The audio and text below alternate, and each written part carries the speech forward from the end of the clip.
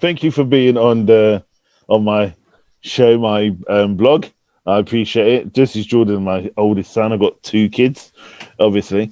And so just want to introduce yourself and obviously how old you are, you're interested in from the spiritualness, so to speak. So my name's obviously Jordan. I am the obviously eldest son of Matt. I am 28, unfortunately. I've obviously taken a keen interest in obviously crystals, the crystal healing. I'd also do tarot readings for myself and other people, and obviously into the law of attraction and obviously the laws of the universe as well, along with that. Cool. So let me just ask you, growing up, what was it like growing up and obviously being your dad and then being in a... Would you think it was a spiritual household or do you think it was a religious household while you was growing up? I think it was more. I was never pulled to the religious side of things. I think it was more the spiritual side. You kind of knew that religion was about, but it was more of the fact of the spiritual side of it, and you never really kind of was drilled into doing one religion or the other sort of thing. There was never that sort of, this is the right way, this is the wrong way. That was never that sort of way. It was more the, the spiritual side of things and the possibilities of that. What was being your interest in? What aspects of spirituality as you was growing up did you really notice the most? And what kind of made you go, okay, yeah, this is real. Was it something? Because, when we're all born, we always kind of follow what our parents are like. My mum and dad your grandparents was Roman Catholic, so we kind of followed their way. And did you feel it was more that you was institutionalized, so to speak, or was it a more of a calling that you felt safer for you? You felt that you could follow your impact. So that's an interesting one because my earliest memory that I have, a nice little fun story here to put on there as well, is the market stall that we used to do. Okay. On the Sunday morning, I think it was. So then obviously we used to go down the local high street and we used to sell obviously the crystals. Yes. And all that obviously for the people there. So that was my earliest memory. Obviously I was doing that. I think I was, just making a little bit of pocket money sort of thing for that reason I was there. But obviously having all these crystals here, there out and, with the sort of spiritual meanings behind them and everything else, I think that was when, it was pulling me then sort of thing. First of all, it's obviously you're looking at all these nice crystals and how they look physically, and then it's obviously once you start drilling down into them, and that's when obviously the interest starts to pick up, and then you start getting the interest through that way. It was never really a case of you have to do this because obviously you do it. It was never that sort of thing. That's interesting because you said about crystals. Do you think you're more of a crystal person more than spirit, or what's your more preference in spirituality? Obviously, because you're still developing and stuff, but as we all are. But what is your more pull? I think I'm definitely more pulled towards crystals and that sort of a side of it. Yeah, it's not really. I don't think I've sat down and actually took the time to connect with spirit itself. Obviously, the crystal side of it and the tarot cards is what kind of I'm comfortable with at the moment, and kind of perfecting that sort of side of things before obviously pushing on. So I know you mentioned tarot, and obviously I do it. What was your? Can you give an example of what was your key part where you said, actually, this is pretty. I know this. I know what I'm talking about when I do tarot. And on the spin of that, do you feel more vibration from the meanings, or do you just read the cards itself? So answering the first one, I think there's been times obviously that I'm reading for people, and what I say, to be fair, what I say in a reading happens in a reading sort of thing. I won't then contact them days later and said, oh, that thing I told you, did that actually happen? The other way is that they've contacted me and said, oh, remember what you said the other day? I think so, yeah. What did I say? And then they'd say, oh, it's actually come true, or that was you was actually right about that. I'm surprised you would come up with that. But that was my on the obviously it was a tarot reading sort of thing. And in terms of obviously reading the cards, I think it's a bit of both. You kind of just the meaning, because you could pull out a card, for example, 25 times. Every single time you pull that card out, it could be something completely different. So this is what I say to people. A lot of people ask the question, "Oh, what's the worst card in a pack?" Or if I get pulled the death card in a tarot reading, does that mean I'm going to die? It's like no, it doesn't mean that at all. It's usually specific on obviously the spread. You know, if it could be next to, I don't know, new beginnings, or usually a new beginnings, which means it's going to be a death of something, whether it be a career or some sort of interest, and then obviously the new beginning is that new interest. So it doesn't actually mean that you're going to die. It's that sort of it's usually going with what comes.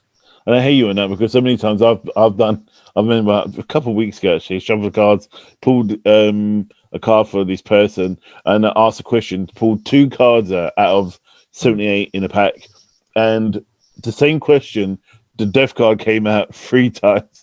It was really unusual, and they were like, well, and it's the whole resentment, the whole fear about moving forward, isn't it, as well? Because if it obviously sits in with just a death card there, it's about transformation, and then, as you said, the end of something, and it's however it stands and sits. When obviously, do you remember back when I used to do like events and stuff, and I used to do readings in Richmond. And do you remember things back? Do you remember it back then? And what was your feeling when you obviously saw me working? How did you feel when you saw me? That people. So what did you hear? So I think the first one I remember is when you did the Orange Tree in Richmond, and I think you picked us up. I think you picked us up from school. Yeah. And so we sat there. I think we sat there for an hour or a couple of hours. I think it was. And obviously that is when obviously we experienced what was actually going on. First of all, I was surprised with the amount of people that were there, because I think when you get into like spirituality and stuff like that, it's almost seen as kind of a taboo. So you have to keep it quiet, sort of thing. And you don't really want to put it out there just in case people might think you're a weird person, all that sort of stuff. So it was interesting to see how many people were actually there, and these long queues, and people from all sorts of walks of life and everything else like that. But they all have their common, they didn't just happen to stumble into somewhere that they didn't know, because this had a separate entrance. So they knew where they were going. That was, and seeing the people sitting down with, obviously there was a few of you there, seeing the people sit down and engage and be, almost be there to hear what you want to, what you're saying. It was almost like a weird analogy, but it's almost like a parents' evening where these people are coming in and expecting you to tell them everything that sort of thing, and expecting the best, and seeing what they need to work on and stuff like that. But yeah, that was sort of that interested me, and that kind of pushed me on to think, that this, it is not just just this thing that you should kind of that shouldn't be out there, or that people like to hide, sort of thing. So when this reflects on law of attraction. So obviously we've discussed this in depth, obviously the other day, and obviously when we were driving, and we were talking about even as you were growing up, what we saw, the vision board, which we done with your brother, and all the things that manifest out of that. Do you feel your perception of the vision board or law of attraction has changed from when you were younger? Because I know you said it when you were younger, to how you are now. Do you have a vision board, so to speak, cork board, that you stick stuff to, or do you just have it up here? Yeah, I have a bad habit of just keeping it up here. But in terms of the law of attraction, obviously when I was younger, it was more of a case of, okay, if it happens, great, but if it don't, it doesn't. Whereas as I've got older, it's kind of trying to tune with, right, so now why has that happened and why hasn't that happened? And understanding what actually needs to be done, and what sort of steps you need to do in order to make it happen. Because if you're sitting there and you've got this thing in your mind and it actually happens, right, so now what did I do that actually made that happen. So think if I can do that, it means I can do anything else that I actually really wanted to. I just need to find out how and find out that sort of that line in order to go down, in order for them to make it happen. But yeah, in terms of my goals and stuff like that, I don't have a vision board. I do tend to write them down list wise on a piece of paper. Happen to lose a list somehow or stick it away somewhere, completely forget I've got it. And then little by little things will happen, and then I'll go, right, I need to go back to that piece of paper now, and I'll pull it out, and then most of the things, if not all of them, would have been done. Whereas it just happens to lose it. Yeah, it's almost like it goes in its own little journey, and they take your little list like Santa. And it's I mean, with the law of attraction and the vision board, for example, it's what you make with it. I know some people just use it as a Bible. It's their go-to thing, and they have loads of stuff on it, and sometimes it's really overbearing. But again, the vision board's personal to that person. A couple of people have a couple on there, and then okay, that's done. And then kind of like going shopping, you know. It's just. Do you feel a lot of people try to look externally, especially obviously because you're 19 years younger than me? So do you think your generation, who are really, the movement's really grown, or the new age movement's really grown in your generation downwards, and you've seen a lot more people being a lot more spiritual, and sometimes you probably don't even know what it is. But do you feel that they've become more external to the opposed to more internal? How do you weigh those two up? What would you feel they've shifted? You know, if that makes sense. Like, I know what you mean. I think so. Firstly, I'm surprised with the amount of people that practice law of attraction. There's a hell of a lot more people than I thought there was. That actively are trying to do it or actively doing it. And I think it's quite a weird one. Obviously having obviously the cork board with all the things that you want, I think is it is a very external sort of thing. You know, you'd be putting pictures of cars, computers, or anything else sort of thing are the things that you want. I think the journey in order to get there, I think obviously that's when the feelings all start to come from inside. And I think a lot of people kind of get that mixed up. So what they'll do is that they'll just put a cork board up and put a load of stuff on the cork board and then hoping it happens. But it doesn't quite work like that. There's a lot more behind it. Yeah, it's up there and you look at it every single day, but what are the sort of steps that you're doing in order to go towards that? Like, you know, the easiest way I can put it is that, you know, if you wake up in the morning and realize you need milk, you don't just stick a picture of a milk carton up on a wall. You know, you need to physically go to the shop to pick up the milk, to buy the milk, and that sort of thing. So if it is a new car, for example, that you need, that you want, right? So now what are the steps you need to do? Whether that mean, you know, whether you need to earn more money, or you might be in a position where you can actually buy that car anyway. Yeah, but in order to get that car, you have to go to the showroom, or you have to go have a look at it and stuff like that. That's a really good value point, because so many people I've known as well who go, let's do the vision board, and they're all in it, and then they manifest it, and then they get a car, for example, and they can't afford to run it. So they may buy a 50 grand car and they want 20 grand a year, living at home, and then mum, dad splits, they're homeless more or less, but they got 50 grand car, probably 10 years old now, but they're still paying off repayments over however long it is. And then, but they don't think about how much it is external circumstances. And I think for me, when it comes to about behavior, and I think behind with law of attraction, a lot of people forget about the behavior and what you said. So when you put an image up, almost like darts, isn't it? You put it on a dartboard, all these images you want, but it's just a picture. But if you put feelings and emotions that drum that up, because that's what generates it, isn't it? And you just put, like, I don't know, feeling good, and you put it next to, I don't know, a picture of somebody you love or you want to be with, that's going to generate those two together, you know? It is. I think there's a lot. I think the problem with obviously law of attraction is not, what I realized as well, is not just a singular law. There is other laws that that go around that. That's just one of about 7, I think, universe laws and stuff like that. So in order to make something happen, you have to obviously understand and be in tune with every single set, obviously every 7 of those laws. Otherwise, that law of attraction is only just one tiny little bit in there that doesn't manifest anything. And I think that's the confusion, is that a lot of people think, I can stick something up on a board and it's going to happen.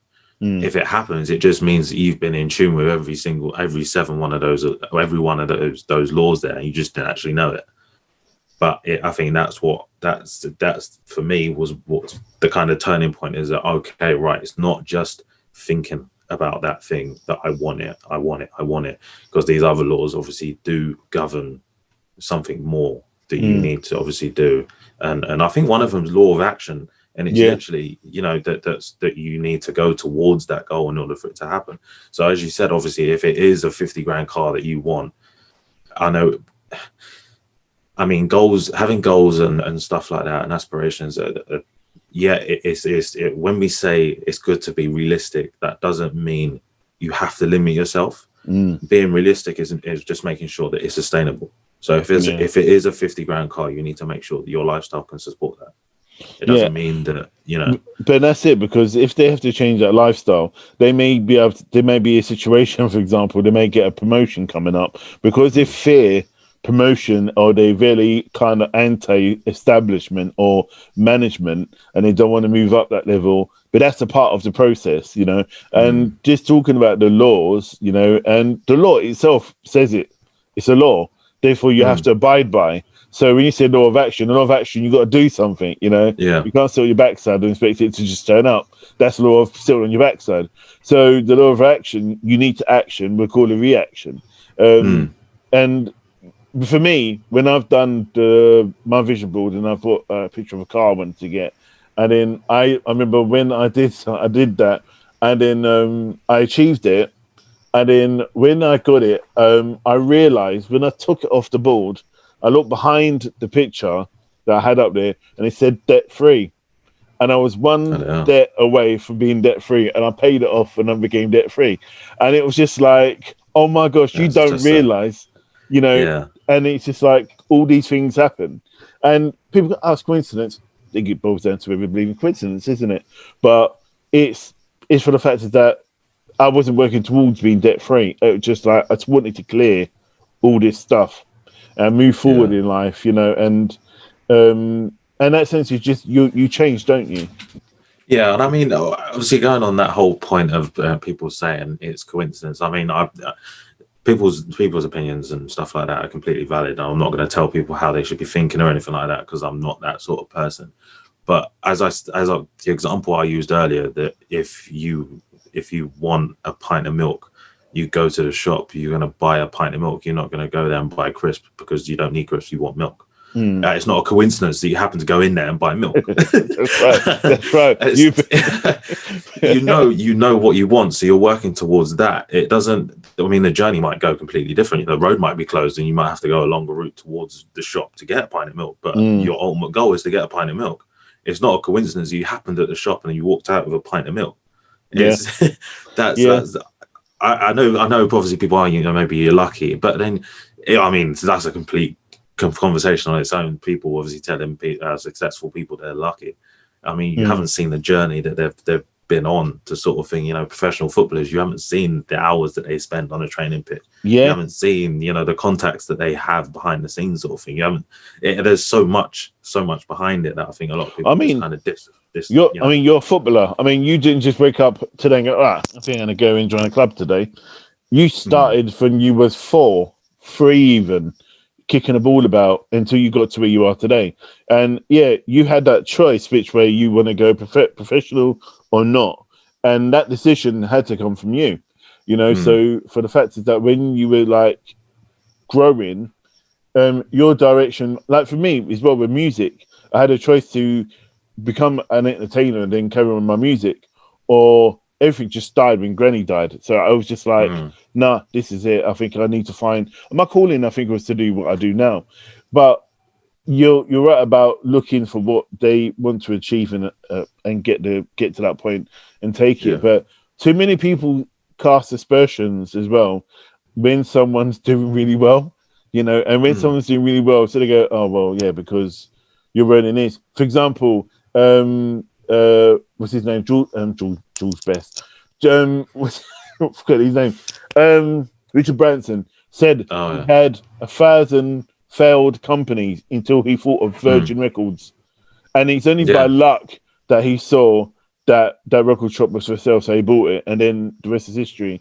And it's beaten. And people say to me, "Well, how did you get so? How can you connect so easy? How about you, man?"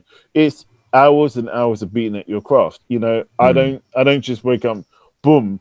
There's great responsibility with everything you achieve, isn't it? So, I mean, even with you, where do you feel with your life now from a spiritual point of view? How do you feel do you feel you're getting even more self-aware, spiritually self-aware? Yeah, I'd love to say that I am. I'm still kind of on that I feel like I'm right at the start still,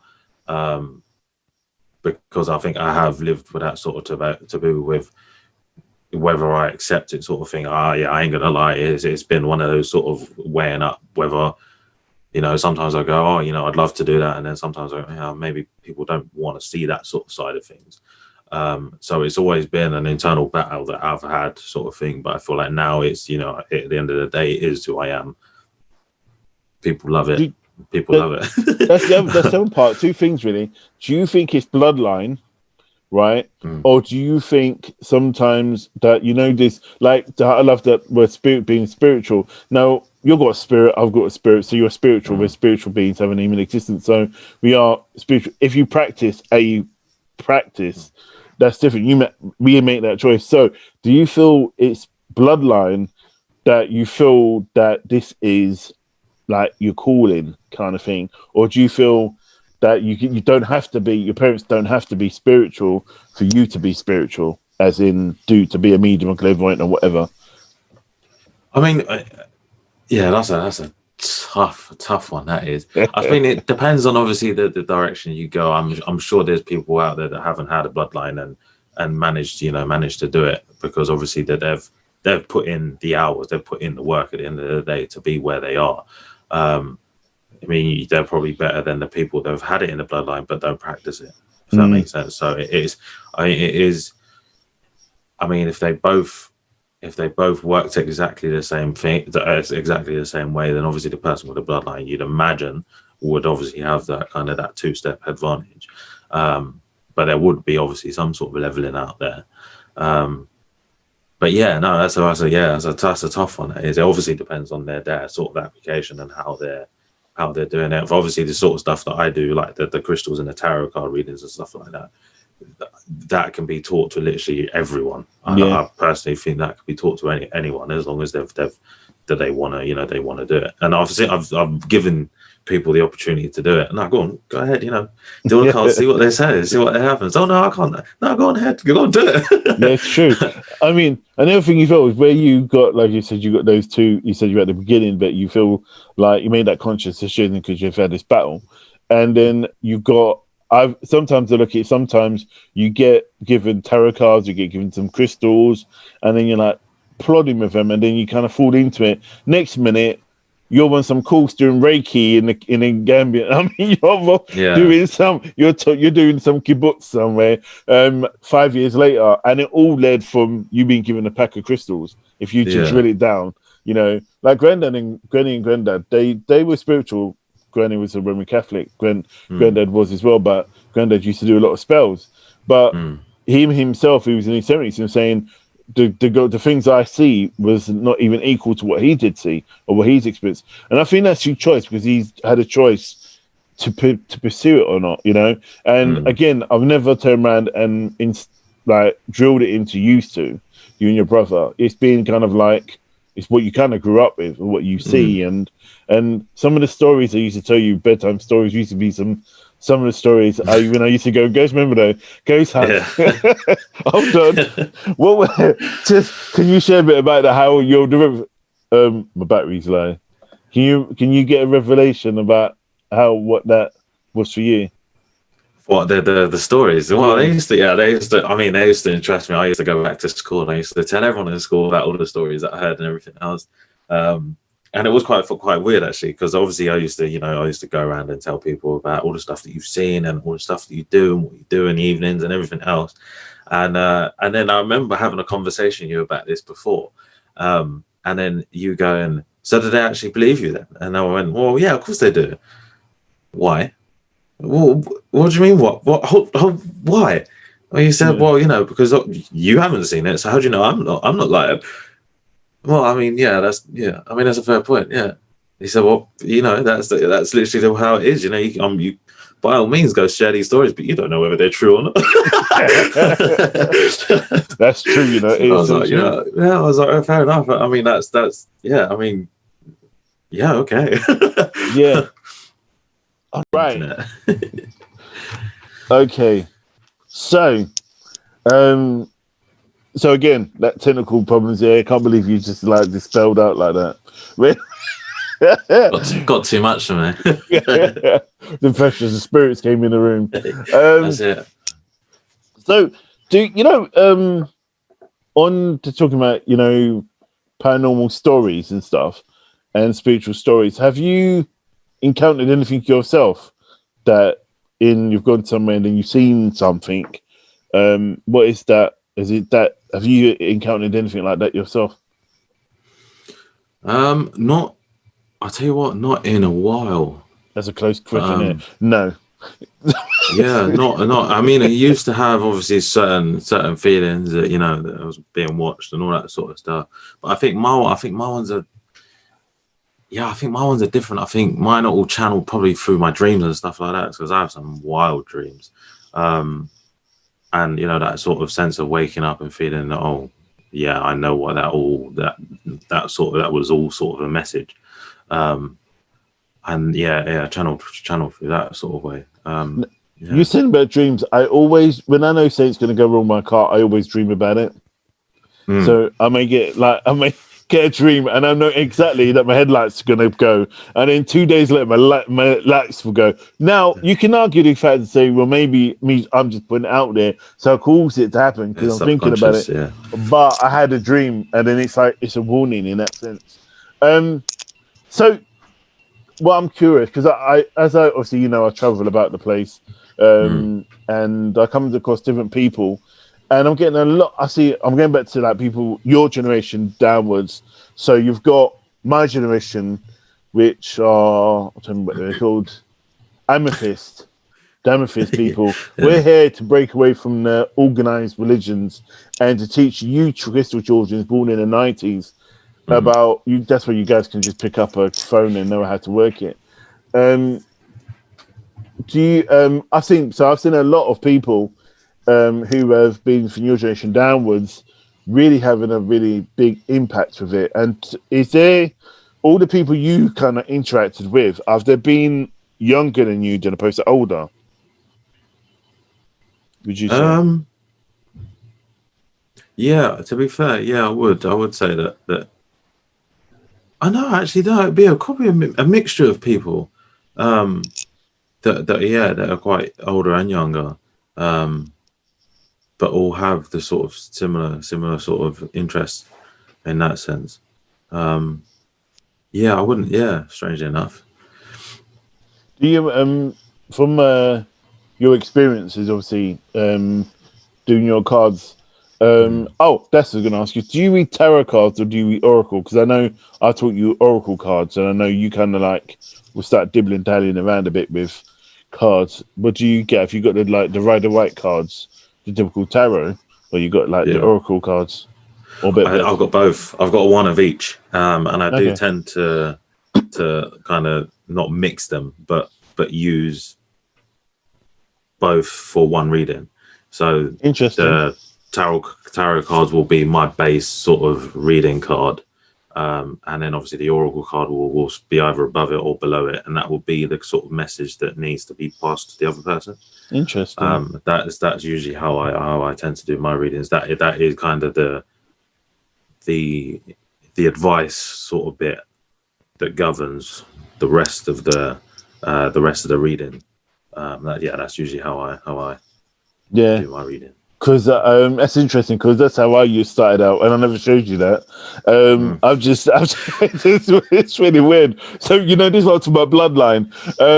It's just really weird. It's because I did, and it used to be like you'd have your series of cards, and then you look at, I don't know, the king, or you look at, you know, from the right cards, and then you look at the king, you look at the, I don't know, the tower, and you may put 3-4 cards, place them on there, and then you pick them up and do it that way.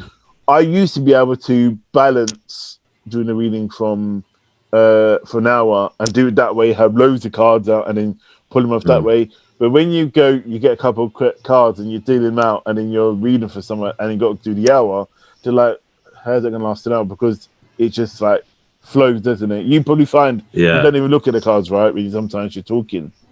No. Sometimes you just literally, or you could spend a half hour on one card and completely forget about the rest of the cards that are on there. It's a message, isn't it? It's and I have there's been times where I've had, for example, a 5-card spread, and I'd be on the second one and spend forever talking about this second card without even looking at the rest of the cards, and then I'll go, oh, sorry, I need to come back, and then I'll look at the third card and go, oh yeah, we've already covered that, and then the next card, I said that earlier as well, and you end up doing the reading without even looking at the rest of the cards on the thingy, on the spread, which is quite weird as well. Yeah, because sometimes when you spread the cards out, I know they all mean something, but sometimes they're not necessarily relevant to other people or other fit situations, because you may go, all right, this is the message they need to hear, you know. And if you read a whole 78 pack, but sometimes you meant to, you've been there all night. You know, you read them, it will take longer than that. Hence why you kind of broke it down into. We used to do levels of what you call it, like love, relationship. Half the time I used to forget what the lines were, until I got a routine, and then I just used to use markers, and then I just got a sheet, and I just thought, sorry, I'm just going to go with spirit, and spirit kind of like drove the rest of the. Yeah, I do find that, because I tend to give the option to the person. So I'll say, you know, is there anything specific that you want to know about, whether it be your career or your love life, or, you know, any sort of aspect that in that sense. 99% of them, they go, well, no, not really. I just want a general one. All right, fine. Like, a general one, that's fine. That's my bugbear. But see the problem with that is that when they ask for a general one, the cards will answer a question that they don't want to know the answer to. Spot on. So then it comes out. So sometimes I say to you, you know, if you want to know something about a particular aspect, that to drive away from an aspect that you don't want me to know about. So if you don't want to know about something you don't want to know about, then ask me. I'm focused on other subjects. It will give me another question. Because it will pull up. And then let's have just general reading, so I see what comes up. All right then. So you're shuffling it, you get all out. Oh, I didn't really want to know about that. Fair enough. All right, then can we finish? Go on. Towards the end, can we go back to that question? No, too late. You kind of breeze across it. And it goes, oh, but that's what I really wanted to know about. Why didn't you ask? You know, that's what we're there for. What's your view when people say paying for readings is wrong, or do you think it's right? I mean, you're paying for a service. At no point I'd say that's wrong. I mean, it'd be crazy. You're taking up, obviously, that person's time at the end of the day. You know what you're going to them for a reading. If they come to you and say, listen, I want to do your cards, it'll help me with my experience and stuff like that, then fair enough. Like, I'm not gonna tell you, oh, can I do your cards, and then go, can I have 20 quid now? You just try. Exactly. I mean, but if they come to me and request it, then obviously you're after a service that I provide at the end of the day. So you shouldn't then not expect to be charged with that. Obviously you sort it out beforehand and everything else. But it's just the same with anything else. I mean, you don't expect someone to come wash your car for free, or, you know, it's at the end of the day, they're giving you a service. That's true. That's true. And I think that's what people's perceptions that they think that if they they go to this, you just get it for free. But and I find the people that don't believe, say, "Oh, I don't believe in that. It's rubbish." But if you tell me something to convince me, I believe in it. Well, I ain't telling you to convince you because I don't want to work or work with someone. That's how we work. So, do you have any guides that you know of that you have around you? Spirit guides. Yeah. Yeah, I know. Yeah, there's a couple of them that I remember from, obviously, that I use on quite a few. There's one. Yeah, I said to you before. The only one. No, there's two. Yeah, there's two of them. So there's one guy, one older guy, and he's very like Mickey at the Rocky series. Yeah, the old guy, the hat. He's very blunt, very straight to the point. Yeah. And he pretty much tells people how it is, constructively, obviously. Of course. And then the other person is a big woman, easy 6 foot, if not taller, quite stocky, but not intimidating stocky. Just a nice quite a big person. She's more the sensitive side of it, and more of the support side. She's the sweet side of what he gives. Yeah. So he's the sour and she's the sort of sweet. So they do balance it out. So there'll be times where I'll do readings and some of the cards will come out and just be so blunt. And it's like, sorry, I don't know where that come from. So then she'll just come out of nowhere, kind of put her hand on my shoulder and go, okay, right. So now so it actually isn't that bad.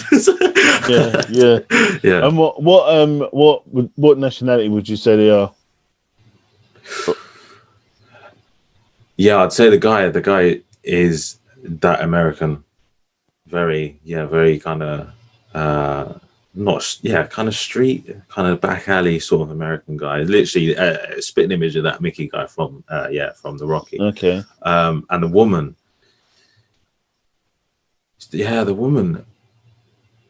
is the only. It's going to sound so weird now, but the only way I could probably put it is.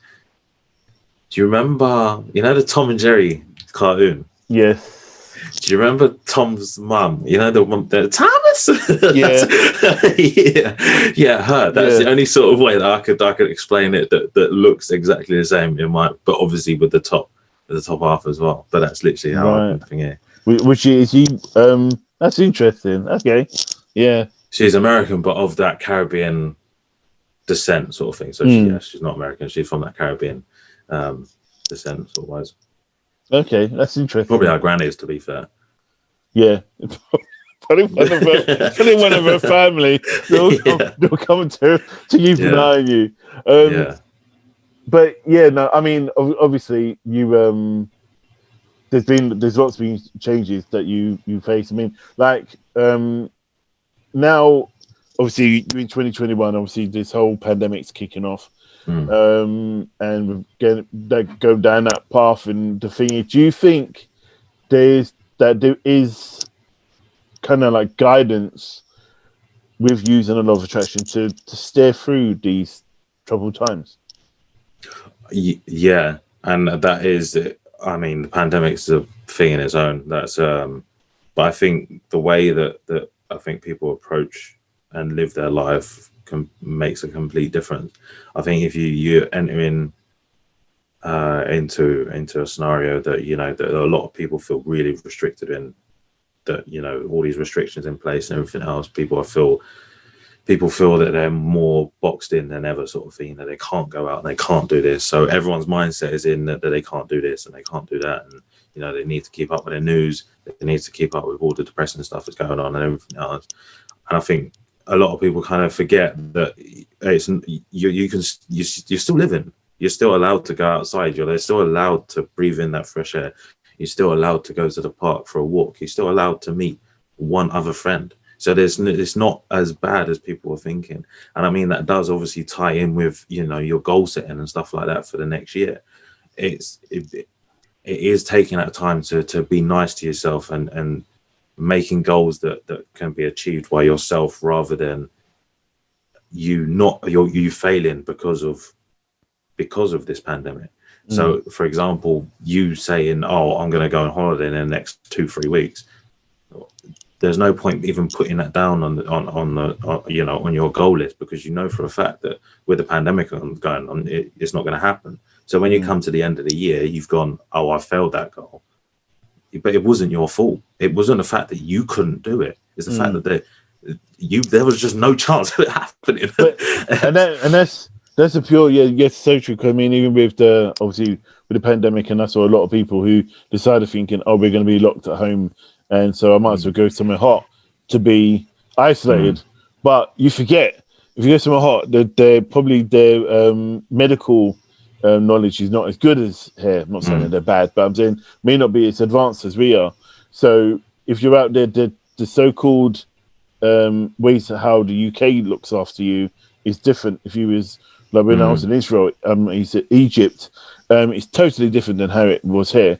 And it's for the fact is that you get treated differently. And I think people, is missing out on using spirituality in a way. And that's probably a heavier word to say. And they call it well-being, and all the rest of it. But this whole spirituality about looking internally. Yeah. I think that's that's a strange one as well. Obviously, with the whole pandemic and lockdown and everything else, you've seen a lot of people obviously go over to Dubai to try and escape that. And I mean, listen, if I could, I would have. there's absolutely no doubt about it at the end of the day. But you're seeing the people that are going out there are people that have managed to fund their lifestyle to be able to do that. They are able to treat themselves to that because they have worked hard. So the people you're seeing out there are influencers, for example, people that have done well for themselves, people that have been able to afford that sort of lifestyle. Just because it's in the pandemic and it seems like everyone's escaping sort of thing, it's seen as a bad thing. But no, these are the rewards because of the hard work that they put in before. And I think a lot of people miss that sort of concept behind it, is that these people, because they can. Like if I made enough money to be able to go on holiday, like now, if I could, I would. I mean, it's just because I've put myself through that hard work to be able to make that sort of money. And I think that's what a lot of people don't see, I think. And I think that's what it boils down to as well. It's like when you do you practice your craft and then you're perfecting the law of attraction and your approach to it. And then obviously you generate what you achieve. When it comes to you being somewhere else and then you saying, people saying, oh, well, you should stay here, or you should be more, you should use your abilities to help humanity. I think I know a lot of people who are really spiritual who don't follow the so-called rules in a way, not of the pandemic. I mean, is of spirituality, the ownership, I think there's a word for it. I can't remember what the name is now. The code, and there is like doing spell work. There's no good and bad spell.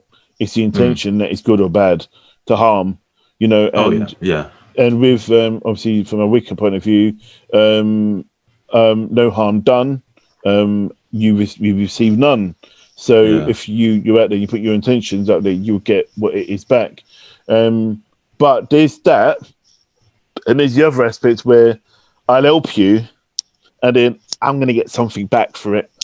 Do you know what I mean? And there you kind of like gone and gone, I'm taking it back now. So you're wondering why it's not coming back with love, and that's the same with when you're caring for people.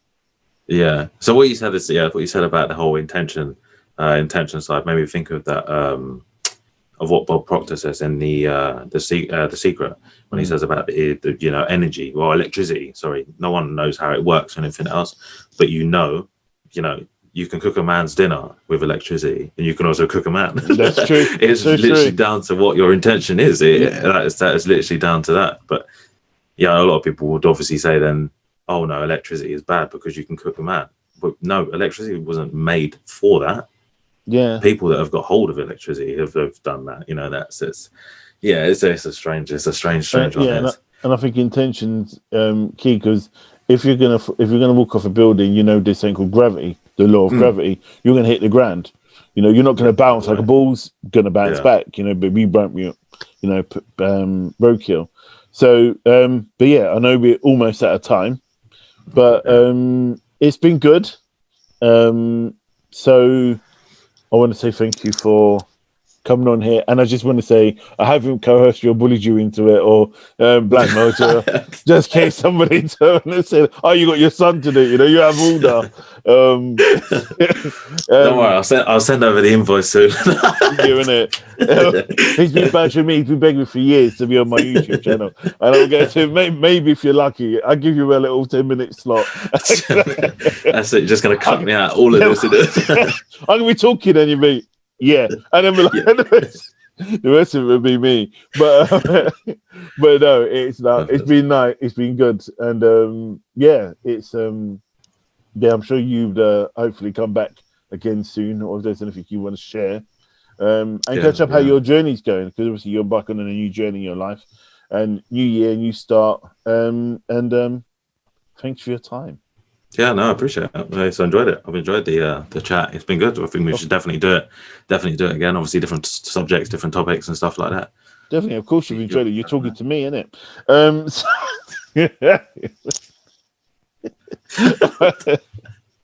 on that bombshell,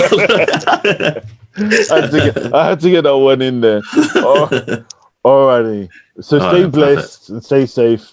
You too. And I'll speak to you soon. Take it easy. Right, bye.